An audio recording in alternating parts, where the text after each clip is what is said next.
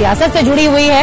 कर्नाटक में विपक्षी खेमे के 11 विधायक बीजेपी के संपर्क में हैं। बड़ी खबर इस समय की, ब्रेकिंग न्यूज, कांग्रेस के 10 जबकि जेडीएस के 1 विधायक बीजेपी के संपर्क में बताए जा रहे हैं। खबर यह भी है कि कांग्रेस के 4 विधायक तो मुंबई पहुंच भी चुके हैं।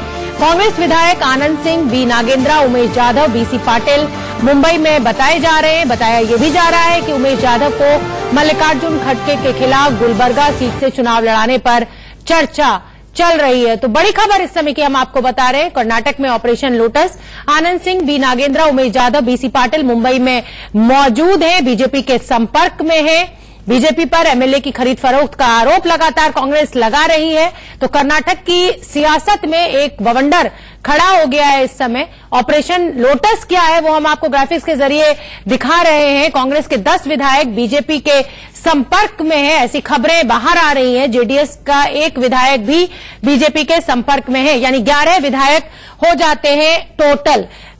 113 का जादुई आंकड़ा कर्नाटक में चाहिए सत्ता पर काबिज होने के लिए। बीजेपी के पास 104 का आंकड़ा मौजूद है और कांग्रेस के अगर 10 विधायक टच में हैं या साथ जाते हैं और 1 विधायक जेडीएस का है तो 2 ही सूरत बनती है कि या तो बीजेपी सत्ता पे काबिज हो जाए, लेकिन एंटी डिफेक्शन लॉ ऐसा होने नहीं देगा, और तो दूसरी जो सूरत बचती है बीजेपी के सामने कि सरकार को गिरा दो तो चुनाव हो जाएगा। तो ये जो 2 सूरतें इस समय सियासत कर्नाटक की जो बवाल मचा हुआ है उससे 2 ही हल निकलकर सामने आ रहे हैं। अगर सूत्रों के हवाले से जो खबर छनकर सामने आ रही है अगर वो सही है, जैसा कि कांग्रेस आरोप लगा रही है कि 10 विधायक बीजेपी उनको तोड़ने की कोशिश कर रही है, मुंबई में मौजूद है, इनमें से 4 विधायक, 1 जेडीएस का विधायक बीजेपी कोशिश कर रही है।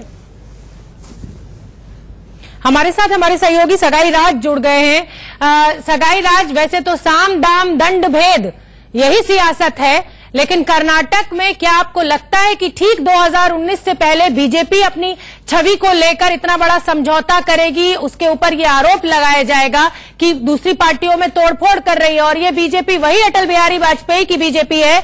जब 13 दिन की सरकार गिरने के बाद लोकसभा में उन्होंने भाषण दिया था तो उन्होंने कहा था कि अगर दूसरे दल को तोड़कर सरकार बनानी पड़े तो ऐसी सरकार को मैं चिमटे से भी छूना पसंद नहीं करूंगा। ये वही बीजेपी है।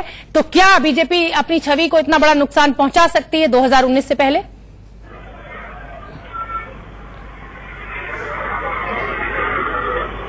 राजनीति में कुछ भी हो सकता है। लोग शायद भूल चुके होंगे क्या आप प्राइम मिनिस्टर ने बात किया था असेंबली पार्लियामेंट में कि दूसरा पार्टी को छोड़ के हम पार्टी नहीं बनाएंगे, मगर बहुत साल गुजर चुका है। पार्टी शायद भूल चुकी होगी। राजनीति में कुछ भी हो सकता है। अभी देखा तो मैजिक नंबर है 113 कर्नाटका में। अभी फिलहाल 104 नंबर सीट बीजेपी के साथ है। बीजेपी कोशिश कर रहा है कि उनके ऑपरेशन कमला के साथ जो एमएलए कांग्रेस और जेडीएस में है उन लोगों को बीजेपी के तरफ ला सके, और जब असेंबली सेशन फरवरी 6 तारीख को शुरू होगा, जब नो कॉन्फिडेंस का मोशन पास करेंगे और ये एमएलए उस दिन बीजेपी की तरफ से वोट किया तो बीजेपी को बिल्कुल मेजॉरिटी मिलेगा। मगर फिलहाल हमारा सूत्रों के अनुसार हमको पता चल रहा है कि 4 एमएलए अभी मुंबई में रिसोर्ट में रुके हुए हैं और बीजेपी के साथ है, मगर और 5 एमएलए को बीजेपी कैसे लाएंगे? अभी जो बीजेपी बोल रहा है कि उनके साथ अभी 16 से 13 एमएलए है।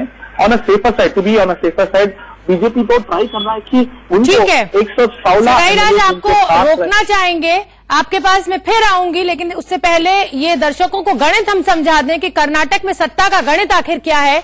विधानसभा में 225 सीटें, 113 का जादुई आंकड़ा है। मुख्यमंत्री बनना जो भी पार्टी का कैंडिडेट चाहता है उसको 113 का जादुई आंकड़ा चाहिए। बीजेपी के पास 104 सीटें हैं, कांग्रेस के पास 80 है, जेडीएस के पास 38 है। अगर आपको याद हो तो येदियुरप्पा मुख्यमंत्री बन भी गए थे लेकिन अपना बहुमत साबित नहीं कर पाए थे और उसके चलते उनकी सरकार गिर गई थी और उसके बाद कांग्रेस और जेडीएस ने सत्ता संभाली थी। कुमारस्वामी 38 विधायक लेकर मुख्यमंत्री बने थे, कांग्रेस ने समर्थन दिया था। अगर इस तरीके की टूट फूट होती है तो 2 ही है, क्योंकि एंटी डिफेक्शन लॉ भी है।